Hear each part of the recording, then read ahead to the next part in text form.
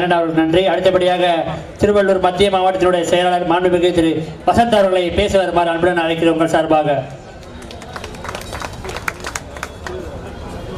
கால்நடை சிங்கங்களுக்கு அனைவருக்கும் மதிய வணக்கம்.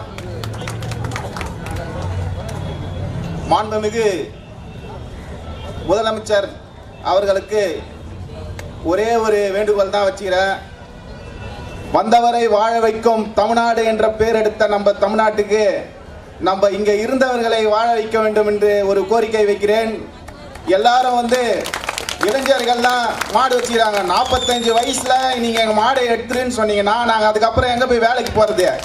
எங்கள் பசங்கள்லாம் படிக்கக்கூடாதா? போலீஸ் ஆகக்கூடாதா?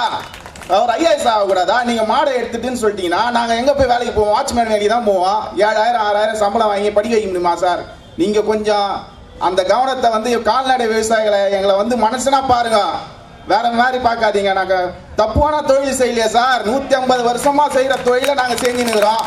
புதுசா இன்னைக்கு வந்தவங்க எந்த ஊர்ல இருந்து வடநாட்டுல இருந்து வந்தவங்க எல்லாம் வீடு கட்டிக்கிறான். நாங்க வேலை கொட்டாயில இன்னும் மாடு வச்சு உழைச்சு நிக்கிறோம்.